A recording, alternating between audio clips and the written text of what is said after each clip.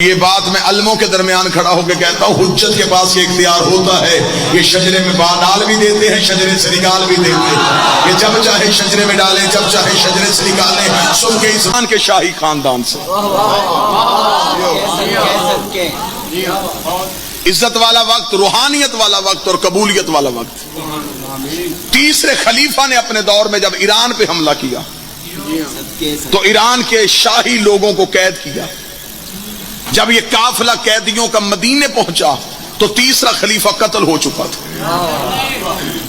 محمد کے منبر پہ عدل کا وارث علی کی صورت میں بیٹھ گیا تھا۔ مولا امیر المومنین کے سامنے قیدیوں کو پیش کیا گیا، ان قیدیوں میں 2 ایران کی شہزادیاں بھی تھیں۔ امیر المومنین نے فرمایا انہیں قیدیوں کی طرح نہیں، انہیں شہزادیوں کی طرح لاؤ۔ امام نے ان سے پوچھا آپ کا نام کیا ہے؟ بڑی شہزادی نے کہا میرا نام ہے گیہان بانو۔ دوسری شہزادی نے کہا میرا نام ہے شاہ زنا۔ امام نے فرمایا بیٹا تمہارا نام غلط ہے۔ اس نے کہا مولا کس لیے؟ امام نے فرمایا شاہ زنا فارسی کا لفظ ہے، اس کا عربی میں ترجمہ بنتا ہے سیدۃ النساء العالمین، اور یہ لقب صرف حسین کی ماں کا ہے۔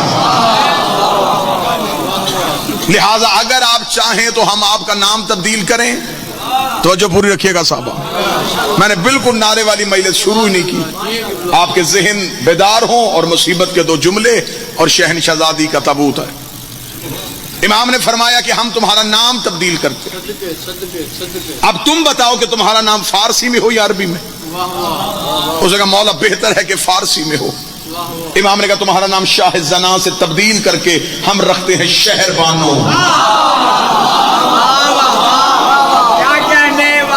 اب امام نے صرف نام ہی نہیں بدلا، امام نے مقدر بھی بدل دیا۔ نام رکھا ہے تمہارا شہر بانو، اور ہم چاہتے ہیں کہ ہم اپنے 2 بیٹوں کا عقد تم دونوں سے کر دیں۔ شہزادیوں نے کہا اس سے بڑھ کے عزت کیا ہوگی، ہم علی کے گھر کی کنیزی کے لیے چلی جائیں گے۔ مولا نے ایک شہزادی شہر بانو کا عقد جناب مولا حسین سے پڑھا۔ اب اگلا میں نام لوں گا تو آپ کے چہرے پریشان ہوں گے۔ اور دوسری شہزادی گیہان بانو کا عقد مولا نے حضرت محمد بن ابی بکر سے پڑھا۔ اب جو بندہ آنکھیں نہیں ذہن بیدار تھا، اس کے ذہن میں فوراً سوال آیا ہوگا کہ آپ نے تو کہا تھا علی کے دونوں بیٹے۔ تو یہ بات میں علموں کے درمیان کھڑا ہو کے کہتا ہوں، حجت کے پاس یہ اختیار ہوتا ہے، یہ شجرے میں ڈال بھی دیتے ہیں، شجرے سے نکال بھی دیتے ہیں، یہ جب چاہے شجرے میں ڈالیں، جب چاہے شجرے سے نکالیں۔ سن کے اس وقت میں جو ہاتھ اٹھ گیا یہ ہاتھ کبھی کسی کا محتاج نہ ہو۔ مجھے عزت سیدہ کی قسم ابھی قرآن منبر پہ لے کے آؤ، میں ایک شجرے سے نکلتا ہوا دکھا دیتا ہوں۔ جب نوح کا بیٹا پہاڑ پہ چڑھا تھا تو جناب نوح نے کہا تھا میرے اللہ بچ سکتا ہے، تو میں کیوں بچانا چاہتا ہے؟ میرے اللہ میرا بیٹا ہے، تو میں کشتی چلا تیرا ہے ہی نہیں، میں نے تیرے شجرے سے نکال دیا ہے۔ اس لیے کہ نوح کے بیٹے نے نوح کی ولدیت کا انکار نہیں کیا تھا، نوح کی ولایت کا انکار کیا تھا، خدا نے شجرے سے نکال دیا۔ آج کوئی سید ہو کے علی ولی اللہ کا انکار کرے، خدا اسے بھی شجرے سے نکال۔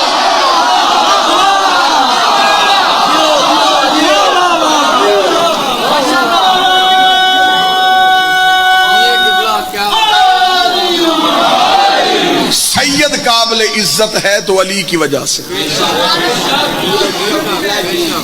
جو بیٹا باپ ہی کا نہ بنے وہ تیرا اور میرا کیسے بن سکتا ہے؟ لہذا مولا علی نے فرمایا کہ ہم اس کا نکاح محمد بن ابی بکر سے کریں۔ میں نے آپ کو ایک نکلتا ہوا شجرے سے دکھایا، آتا ہوا بھی شجرے میں دکھاؤں۔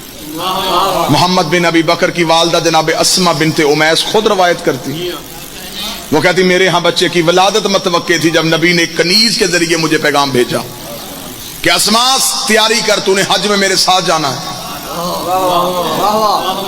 باقر شاہ جی جناب اسما کہتی میں پریشان ہو گئی کہ غیب جاننے والا نبی کیا نہیں جانتا کہ میرے لیے ان دنوں میں سفر کرنا موزوں نہیں؟ پھر بیوی کہتی ہے میں نے اگلے ہی لمحے میں سوچا یہ حکم رسول نہیں راز الہی ہے۔ بی بی اسما کہتی ہے پھر اس رات سے پردہ اٹھ گیا جب نبی کے ساتھ حج پڑھنے کے بعد ہم غدیر کے چوک میں آئے، نبی نے ایک پلانوں کا منبر بنایا، 3.5 گھنٹے نبی نے علی کے فضائل پڑھے۔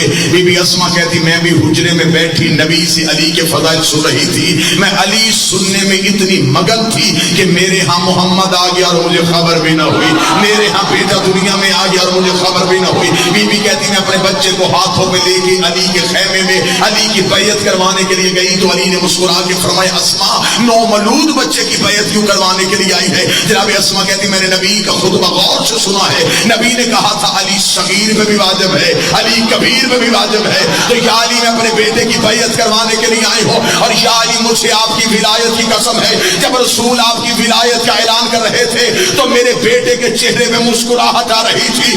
علی نے ہاتھوں میں اٹھا کے قرآن کی آیت پڑھی یخرج الحی من المیت، خدا مردوں سے زندوں کو پیدا کر دیتا ہے، یہ کہہ کے علی نے سینے سے لگا کے کہا بیٹا کسی اور کا ہے، پہچانا علی کے نام سے۔